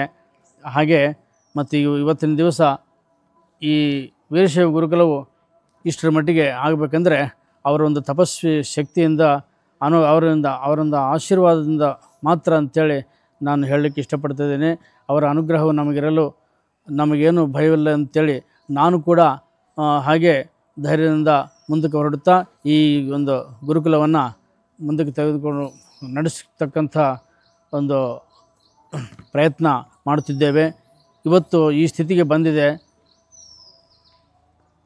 ಈ ವೀರಶೈವ ಗುರುಕುಲವು ಲೋಕಕ್ಕೆ ಯಾವ ರೀತಿ ಉಪಯೋಗ ಆಗಿದೆ ಅಂದರೆ ಎಲ್ಲರೂ ಪ್ರತಿಯೊಬ್ಬರೂ ಕೂಡ ಅವರವರ ತಮ್ಮ ಸಮಸ್ಯೆಗಳೇನಿದ್ವು ಅಂದರೆ ಯಾವ ಕಾರ್ಯಕ್ರಮಗಳಾದರೂ ಈಗಿನ ಕಾಲದಲ್ಲಿ ಪುರೋಹಿತರು ಅಥವಾ ಅಯ್ಯಗಳು ಸಿಗುವಂಥ ಪರಿಸ್ಥಿತಿಗಳಿಲ್ಲ, ಕೆಲವೊಂದು ಕಡೆ ಇದ್ದಿಲ್ಲ.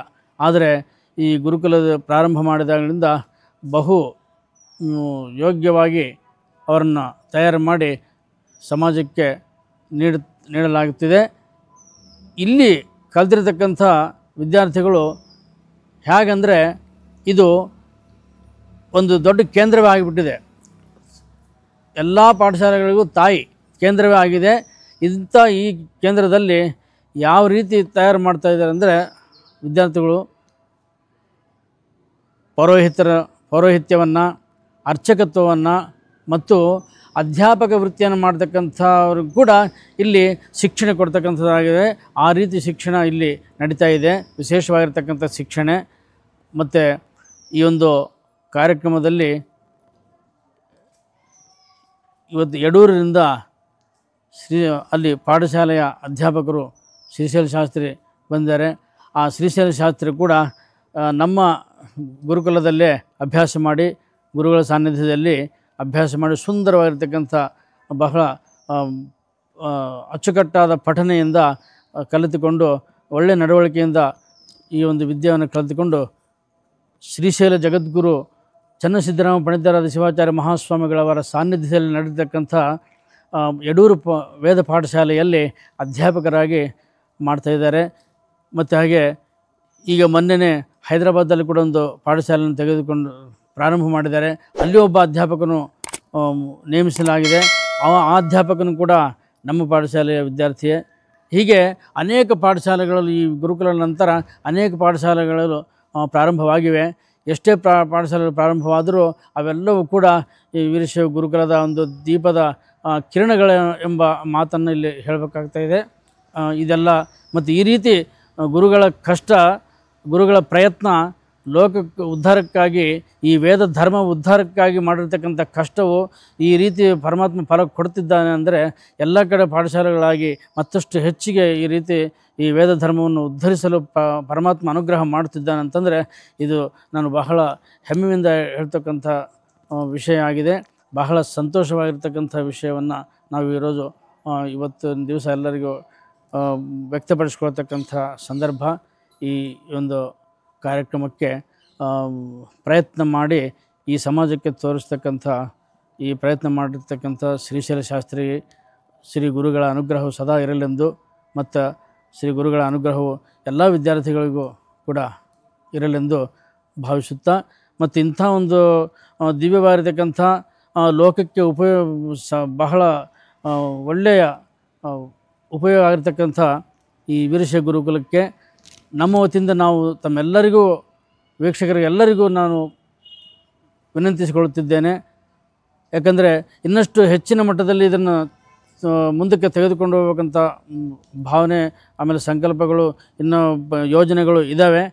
ಅದಕ್ಕೆ ಅವೆಲ್ಲಗಳು ಮಾಡಬೇಕಾದ್ರೆ ಸ್ವಲ್ಪ ಹಣ ಮತ್ತಷ್ಟು ಬೇಕಾಗುತ್ತೆ. ಅದಕ್ಕೆ ಎಲ್ಲರೂ ಕೂಡ ದಯವಿಟ್ಟು ತಮ್ಮ ತಮ್ಮ ಶಕ್ತಿಯಾನುಸಾರ ಈ ಗುರುಕುಲಕ್ಕೆ ಸಹಾಯ ಸಹಕಾರಗಳನ್ನು ಮಾಡಿ ಮತ್ತಷ್ಟು ಇದನ್ನು ಅಭಿವೃದ್ಧಿ ಮಾಡಲು ಸಹಕರಿಸಬೇಕಾಗಿ ತಮ್ಮಲ್ಲಿ ವಿನಂತಿಸಿಕೊಳ್ಳುತ್ತಾ, ಅದೇ ರೀತಿ ಮತ್ತೀಗ ಇಲ್ಲಿ ಹೊಸದಾಗಿ ಜ್ಯೋತಿಷ್ಯ ಸಂಸ್ಕೃತವನ್ನು ಕೂಡ ಪ್ರಾರಂಭ ಮಾಡಲಾಗಿದೆ. ಇಲ್ಲಿ ವಿದ್ಯಾರ್ಥಿಗಳೆಲ್ಲರೂ ಕೂಡ ಎಲ್ಲ ವಿದ್ಯಾರ್ಥಿಗಳು ಕೂಡ ಸಂಸ್ಕೃತದಲ್ಲೇ ಸಂಬೋಧನೆ ಮಾಡ್ತಾರೆ. ಅಂಥ ಒಂದು ಸ್ಥಿತಿಗೆ ಇವತ್ತು ಬಂದಿದೆ ಗುರುಕುಲ.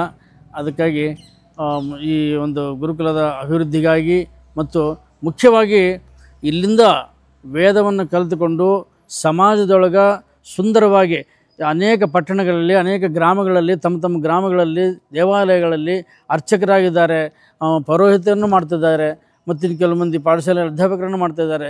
ಈ ರೀತಿ ಮಾಡ್ತಕ್ಕಂಥ ಈ ಸಂಸ್ಥೆಗೆ ಮತ್ತಷ್ಟು ಅಭಿವೃದ್ಧಿಯಾಗಿ ಇನ್ನಷ್ಟು ಹೆಚ್ಚಿನ ಮಟ್ಟದಲ್ಲಿ ಲೋಕಕ್ಕೆ ಉಪಯೋಗ ಆಗಬೇಕೆಂಬ ಉದ್ದೇಶದಿಂದ ತಾವೆಲ್ಲರೂ ಕೂಡ ಸಹಾಯ ಸಹಕಾರಗಳನ್ನು ಮಾಡಿ ಮತ್ತಷ್ಟು ಅಭಿವೃದ್ಧಿಗೆ ಸಹಕರಿಸಬೇಕಾಗಿ ಮತ್ತೊಂದು ಸಾರಿ ತಮ್ಮೆಲ್ಲರಿಗೂ ವಿನಂತಿಸಿಕೊಳ್ಳುತ್ತಾ, ಓಂ ಶಾಂತಿ ಶಾಂತಿ ಶಾಂತಿ.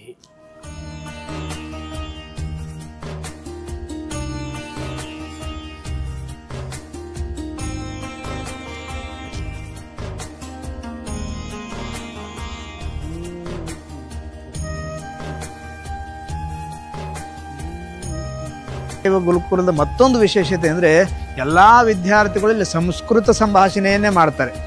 ಪ್ರತಿಯೊಬ್ಬರು ಮಕ್ಕಳು ನಾವು ಹೇಗೆ ಕನ್ನಡದಲ್ಲಿ ನಾವು ಹೇಗೆ ಮಾತಾಡ್ತೀವೋ ಸರಳವಾಗಿ ಹಾಗೆ ಸಂಸ್ಕೃತ ಭಾಷೆಯನ್ನು ಇಲ್ಲಿ ಮಾತಾಡ್ತಾರೆ. ಅದೊಂದು ವಿಶೇಷ. ಈಗ ನಾವು ಮಕ್ಕಳನ್ನು ಸಂಸ್ಕೃತದಲ್ಲಿ ಹೇಗೆ ಮಾತಾಡ್ತಾರೆ ಅನ್ನುವಂಥದ್ದನ್ನು ನೋಡ್ಕೊಂಡು ಬರೋಣ ವೀಕ್ಷಕರೇ. ನೋಡಿ, ಇಲ್ಲಿ ಮಕ್ಕಳು ತಮ್ಮ ಸ್ಥಳಗಳಲ್ಲಿ ಖಾಲಿ ಇರುವಂಥ ಸಮಯದಲ್ಲಿ ಸ್ವಾಧ್ಯಾಯವನ್ನು ಮಾಡ್ತಿರ್ತಾರೆ. ಆನಂತರ ಕೆಲವೊಂದಿಷ್ಟು ಜನ ಆಟವನ್ನು ಆಡ್ತಿರ್ತಾರೆ. ಅದೆಲ್ಲವನ್ನು ನಾವು ನೋಡ್ಕೊಂಡು ಬರೋಣ. विक्रम अत्र आगच्छतु. किं महोदय वदतु. कुत्र गच्छति? कुत्रापि न महोदय, तत्र छात्राः क्रीडां क्रीडन्ति अहं द्रष्टुं गतवान्. आम् आम्.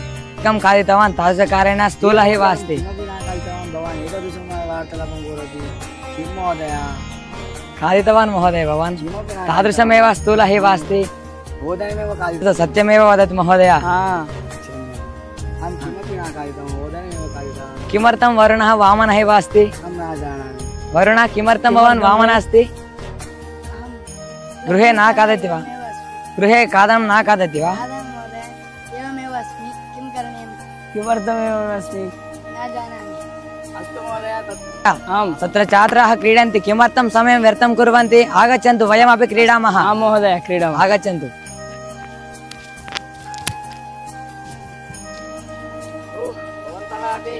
स्वीकरोतु महोदय. न महोदय, शशि महोदय, उच्चैः ताडयतु. आम् महोदय.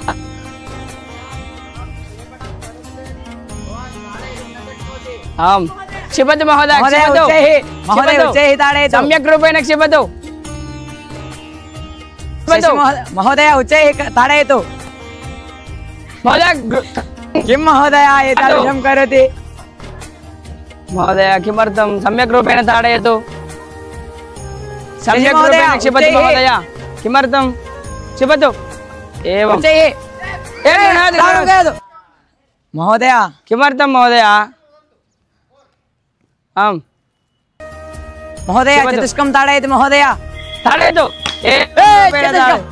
एवं वा श्रीधर महोदय उत्तमं सम्यक् ताडितवान् महोदय सुन्दरं महोदय सुन्दरं सुन्दरं सुन्दरं भवान् सम्यक् क्रीडति महोदय आम् इतोपि एकवारं तादृशमेव करोतु धावनं करोतु गृह्णातु गृह्णातु मास्तु मास्तु मास्तु मास्तु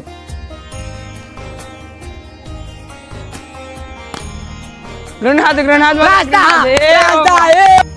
हे बालक भवान् वामनः अस्ति भवतः कृते एतत् नास्ति महोदय अहम् एतदेव एतत् अन्यत् स्वीकरोमि द्विचक्रिका अस्ति अहं पुनः एतद् स्वीकरोमि महोदय भविष्यकाले कदा स्वीकरोतु महोदय अहम् अत्रतः गत्वा स्वीकरोमि कदा गच्छति 6 वर्षानन्तरं गत्वा स्वीकरोमि महोदय भवान् लघु अस्ति एतत् उन्नतः अस्ति महोदय अहं निश्चयेन स्वीकरोमि अहं स्वीकृत्य गुरुकुलम् आगच्छामि आं महोदय महोदय एतत् सम्यक् अस्ति वा सम्यक् अस्ति महोदय अहम् एतदेव समीचीनं वा? स्वीकरोमि समीचीनं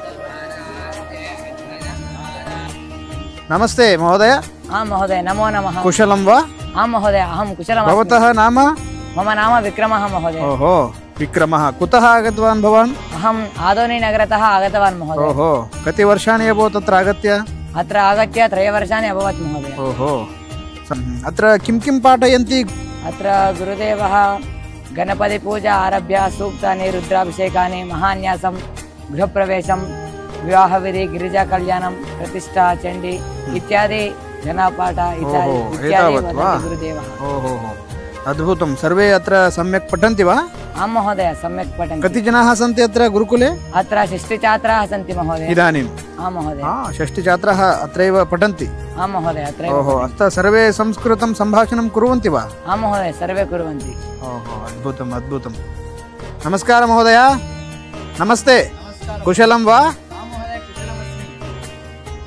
अस्तु अस्तु अस्तु अध्ययनं कुर्वन्तु क्षम्यतां डिस्टर्ब् कृतवान्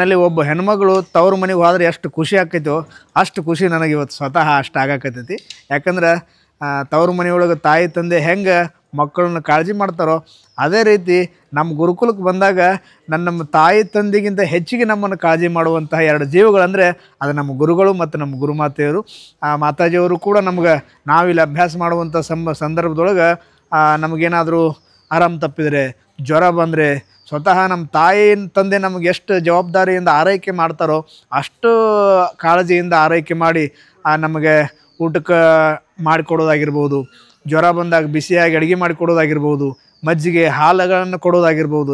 ಈ ರೀತಿ ಸ್ವಂತ ಮಕ್ಕಳನ್ನು ಹೇಗೆ ಜೋಪಾನ ಮಾಡ್ತಾರೋ ಆ ರೀತಿ ನಮಗೆ ನಮ್ಮ ಗುರುಮಾತೆಯವರು ನಮ್ಮನ್ನು ಕಾಳಜಿಯಿಂದ ನೋಡಿಕೊಂಡು ನಮಗೆ ಆಶೀರ್ವಾದವನ್ನು ಮಾಡಿರುವಂಥದ್ದು.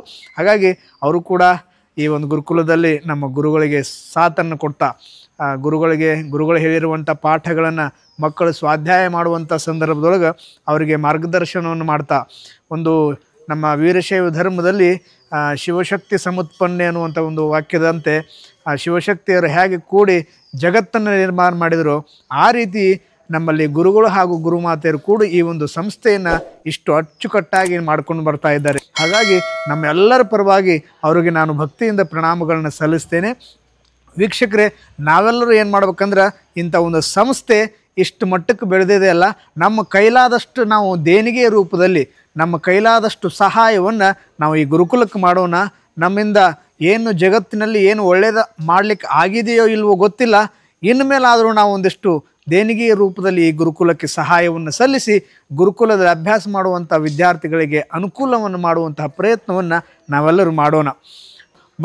ತಮ್ಮ ಮಕ್ಕಳನ್ನ ಯಾವ ರೀತಿ ಜೋಪಾನ ಮಾಡ್ತಿರೋ ಒಂದು ಮಾತನ್ನು ಹೇಳಿದರೆ ತಪ್ಪಾಗೋದಿಲ್ಲ.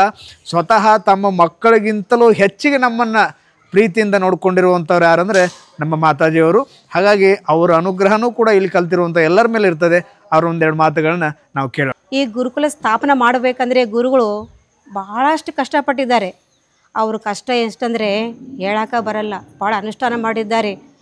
ಏನು ಮತ್ತೊಂದು ಅವರು ಸುತ್ತಮುತ್ತ ಈ ಚಲೋ ಕೆಲಸ ಮಾಡಬೇಕಂದ್ರೆ ಸುತ್ತಮುತ್ತ ಭಾಳ ಕಷ್ಟಗಳು ಬರ್ತವೆ ಅವರಿಗೆ. ಅಂಥದ್ದು ಗುರುಗಳು ಸಮೇತ ಭಾಳ ಕಷ್ಟಗಳು ಬಂದಿದ್ದಾವೆ. ಸುತ್ತಮುತ್ತ ಬೆಂಕಿ ಇತ್ತು ಅವರಿಗೆ.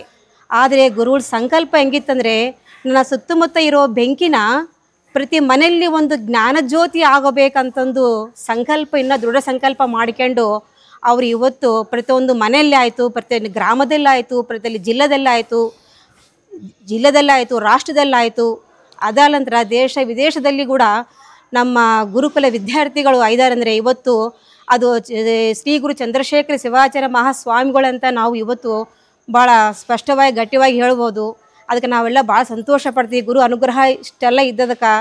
ಗುರುನೊಬ್ಬ ಜೊತೆಗಿರಲು ಬಾಳಲ್ಲಿನೇ ಬರಲು ಭಯವೇನು ಭಯವೇನು ಭಯವೇನು ಮನವೇ ಗುರುವನ್ನು ಮರೆತಿರಲು ಏನೆಲ್ಲ ಜೊತೆಗಿರಲು ಸುಖವೇನು ಸುಖವೇನು ಸುಖವೇನು ಮನವೇ. ಹುಡುಗರು ಸಮೇತ ಭಾಳ ನಮ್ಮಲ್ಲಿ ಭಾಳ ಪ್ರೀತಿಯಿಂದ ಒಂದು ಕುಟುಂಬ ಸಮೇತ ನಾವು ಇಲ್ಲಿ ಇರ್ತೀವಿ. ಅವ್ರಿಗೆ ಎಷ್ಟು ಎಲ್ಲ ಥರ ಜೋಪಾನ ಮಾಡೋದು, ಅವ್ರಿಗೆ ಏನು ಆರೋಗ್ಯವಾಗಿರಲಿ, ನಾವು ಒಂದು ಮನೆತನ ನಾವು ಇಲ್ಲಿ ಇರ್ತೀವಿ, ಒಂದು ಕುಟುಂಬವಾಗಿ. ಅವ್ರಿಗೆ ಏನೂ ಬರಲಿ, ವಿದ್ಯಾವಾಗಲಿ ಇದವಾಗಲಿ ಎಲ್ಲ ಯಾವುದೇ ಜ್ವರ ನೆಗಡಿ ಕೆಮ್ಮು ಬರಲಿ ಎಲ್ಲ ವ್ಯವಸ್ಥೆ ನಾವು ನೋಡ್ಕೊತ ಇದ್ದೀವಿ. ನನಗೆ 60 ಮಂದಿ ಮಕ್ಕಳಂತ ನಾನು ಹೇಳ್ಕೊಂತ ಭಾವಿಸ್ತೀನಿ ರೀ. ನನಗೆ ಎಲ್ಲರೂ ಕೇಳಿದ್ರೆ 3 ಮಂದಿ ಅಂತ ನಾನು ಹೇಳ್ತಾ ಇಲ್ಲ. ನನಗೆ 60 ಮಂದಿ ಮಕ್ಕಳಂತ ನಾನು ಹೇಳ್ಕೊಂತೀನಿ. ನನ್ನ ಮಕ್ಕಳಿಗೆ ಹೆಂಗೆ ಹೇಳ್ತೇನೆ, ಇವರು ಎಲ್ಲ ಕುಂದ್ರಿಸಿ ಅವ್ರ ಜೊತೆ ನನ್ನ ಮಕ್ಕಳ ಸಮೇತ ನಾನು ಹೇಳ್ತೀನಿ. ಇವತ್ತು ನಾನು ಈ ಭಾಗ್ಯ ಪಡೆದೀನಿ ಅಂದರೆ ಅದು ನಾನು ಭಾಳ ಅದೃಷ್ಟವಂತ ಅಂತ ನಾನು ಭಾವಿಸ್ತಾ ಇದ್ದೀನಿ. ಈ ಅವಕಾಶ ನನ್ನ ಗುರುಗಳು ನನ್ನ ಈ ಸನ್ನಿಧಿಯಲ್ಲಿ ನಿಂದ್ರಿಸಿ ಒಬ್ಬ ಜಗತ್ತಿಗೆ ತಾಯಿ ಮಾಡಿದಂಥ ಅವಕಾಶ ನನಗೆ ಕೊಟ್ಟಿದ್ದಾರೆ ಗುರುಗಳ. ಅವರ ಪಾದಕ್ಕೆ ನನ್ನ 2 ಮಾತುಗಳನ್ನ ಅರ್ಪಿಸಿ ಸುಮಾರು 1200ಕ್ಕಿಂತ ಹೆಚ್ಚು ಜನ ಇಲ್ಲಿ ಅಭ್ಯಾಸ ಮಾಡಿ ತಮ್ಮ ಜೀವನವನ್ನು ರೂಪಿಸಿಕೊಂಡಿದ್ದಾರೆ. ಒಂದು ಮನಸ್ಸಿಗೆ ಕಳವಳ ಆಗ್ತದೆ.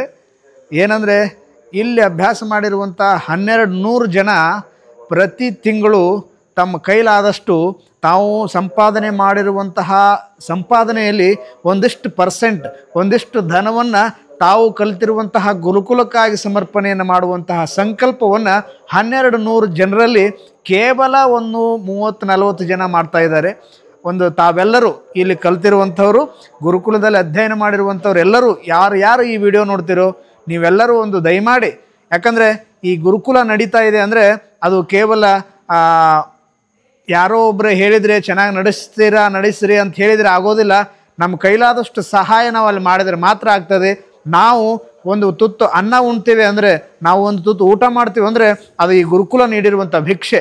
ಹಾಗಾಗಿ ನಾವು ಪ್ರತಿ ತಿಂಗಳು ಸಂಪಾದಿಸುವಂಥ ಆ ಹಣದಲ್ಲಿ ಒಂದಿಷ್ಟು % ಕೈಲಾದಷ್ಟು ದಿನನಿತ್ಯ ಒಂದು ದಿನಕ್ಕೆ 10 ರೂಪಾಯಿ ತೆಗೆದಿಟ್ಟರು ಪರವಾಗಿಲ್ಲ, ಆ 10 ರೂಪಾಯಿಗಳನ್ನು ತಿಂಗಳಿಗೋ ಅಥವಾ ವರ್ಷಕ್ಕೋ ಒಟ್ಟುಗೂಡಿಸಿ ಸಾಧ್ಯವಾದಷ್ಟು ಸುಮಾರು 1200 ಜನನೂ ಯಾರೂ ತಪ್ಪಿಸಲಾರ್ದೇ ಗುರುಕುಲಕ್ಕೆ ಕಾಣಿಕೆಯನ್ನು ಸಮರ್ಪಣೆ ಮಾಡಬೇಕು ಅನ್ನುವಂಥ ಸೂಚನೆ ನಾನು ಈ ಮೂಲಕ ಕೊಡ್ತಾ ಇದ್ದೇನೆ. ವಿದ್ಯಾರ್ಥಿಗಳೇ, ನೀವು ಎಲ್ಲರೂ ಈಗ ಯಾರ್ಯಾರು ಕಲ್ತು ಹೋಗ್ಯಾರಲ್ಲ, ಒಂದು 1200 ಜನ ಕಲ್ತಾರೆ. ಅದರೊಳಗೆ ಒಂದು 30-40 ಜನ ಅಷ್ಟೇ ಈ ಗುರುಕುಲಕ್ಕೆ ತಿಂಗಳಿಗೆ ಇಷ್ಟು ಅಂಥೇಳಿ ಧನ ಸಮರ್ಪಣೆ ದಕ್ಷಿಣೆಯನ್ನು ಕೊಡ್ತಾರೆ. ಆದರೆ ನಾವೆಲ್ಲರೂ ಹಂಗಾಗೋದು ಬೇಡ. ನಾವು ಬರೇ ಒಂದು ತುತ್ತು ಊಟ ಮಾಡ್ತೀವಿ ಅಂದ್ರೆ, ಒಂದು ಪ್ಲೇಟ್ನಾಗ 2 ರೊಟ್ಟಿ ತಿಂತೀವಿ ಅಂದ್ರೆ, ನಿತ್ಯ ಸತ್ಯವಾಗಿ ಹೇಳಬೇಕಾಗಿದ್ದಂದ್ರೆ 2 ರೊಟ್ಟಿ ನಮಗೆ ಬಂದವಂದ್ರೆ ಆ ಒಂದು ರೊಟ್ಟಿ ಕೊಟ್ಟದ್ದು ಗುರುಗಳು ಮಾತ್ರ. ಹಾಗಾಗಿ ನಾವು ತಿನ್ನುವಂತಹ ಅನ್ನದೊಳಗೂ ಕೂಡ ಅವರು ಕೊಟ್ಟಿರುವಂಥ ಭಿಕ್ಷೆ ಇರೋದ್ರಿಂದ ನಾವೇನು ಮಾಡ್ಬೇಕಂದ್ರೆ ಒಂದು ತಿಂಗಳಿಗೆ 10,000 ರೂಪಾಯಿ ದುಡಿದ್ರೆ ಅದರಲ್ಲಿ ನೀವು 10,000 ರೂಪಾಯಿದಾಗ ಅರ್ಧ ಅವಶ್ಯಕತೆ ಇಲ್ಲ, ಅದ್ರಾಗ 25% ಅವಶ್ಯಕತೆ ಇಲ್ಲ. 10,000 ರೂಪಾಯಿದೊಳಗೆ ತಿಂಗಳಿಗೆ ಒಂದು 500 ರೂಪಾಯಿ ನಾವು ತೆಗೆದು ನಮ್ಮ ಗುರುಕುಲಕ್ಕೆ ಸಮರ್ಪಣೆ ಆಗಲಿ ಅಂತ ಹೇಳಿ ಒಂದು ಡಬ್ಬಿ ಮಾಡಿ ಗುರುಕುಲದ ಹೆಸರು ಹಾಕಿ ತಿಂಗಳಿಗೆ ಒಂದು 500 ರೂಪಾಯಿಗಳನ್ನು ನಾವು ಆ ಹುಂಡಿ ಒಳಗೆ ಹಾಕೋಣ.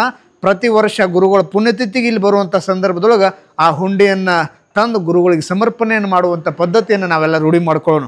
ನೀವೆಲ್ಲರೂ ಈಗ ಹಿಂದಿನವರು ಏನೇನು ಮಾಡ್ಯಾರು ಮಾಡಲಿ, ಅವರು ಎಲ್ಲರಿಗೂ ನಿಮಗೆ ಗೊತ್ತಿದ್ದವರು ಸೀನಿಯರ್ ಅನ್ನಗಳಿದ್ರಂದ್ರೆ ಒಂದು ತಿಂಗಳಿಗೆ ಇಷ್ಟು ಗುರುಕುಲಕ್ಕೆ ಸಮರ್ಪಣೆ ಮಾಡೋನು. ಯಾಕಂದ್ರೆ ನಾವು ಸಂಪಾದನೆ ಮಾಡಿರುವಂಥ ರೊಕ್ಕ ಯಾವಾಗ ಸತ್ಪಾತ್ರಕ್ಕೆ ಬಳಕೆ ಆಗ್ತೈತೋ, ನಮ್ಮ ಗುರುಗಳಿಗೆ ನಾವು ಯಾವಾಗ ದಕ್ಷಿಣೆಯನ್ನು ಕೊಡ್ತೀವೋ ಆವಾಗ ಮಾತ್ರ ನಮ್ಮ ಜೀವನ ಸರಿ ಆಕೈತಿ.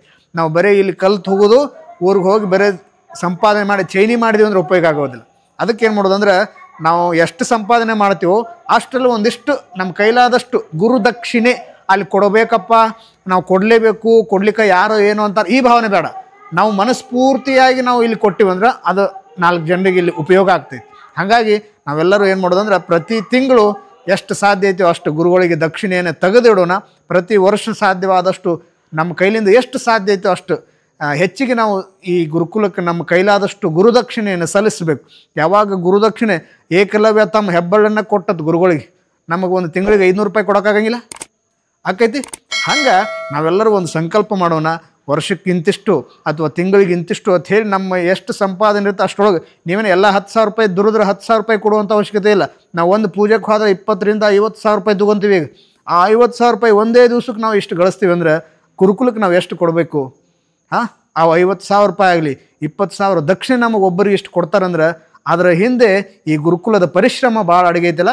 ಅದಕ್ಕಾಗಿ ನಾವೆಲ್ಲರೂ ನಮ್ಮ ಕೈಲಾದಷ್ಟು ಗುರುದಕ್ಷಿಣೆಯನ್ನು ಯಥೇಚ್ಛವಾಗಿ ಕೊಡುವಂಥ ಪ್ರಯತ್ನವನ್ನು ಮಾಡೋಣ. ನೀವು ಅದನ್ನು ರೂಢಿಯಲ್ಲಿ ಇಟ್ಕೊಳ್ರಿ.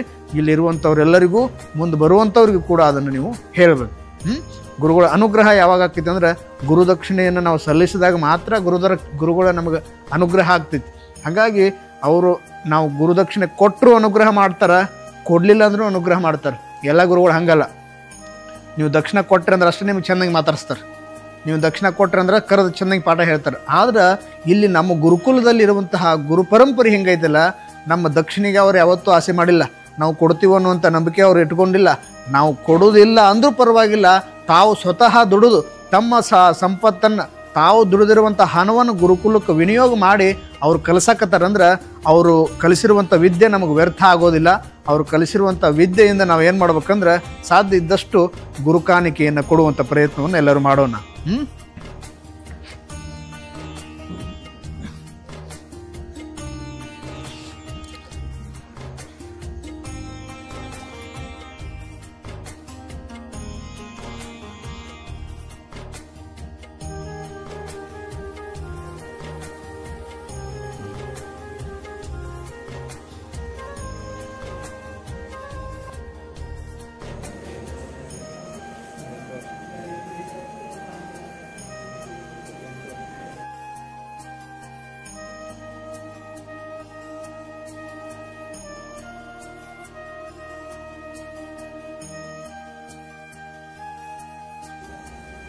छात्राः धन्यवादाः.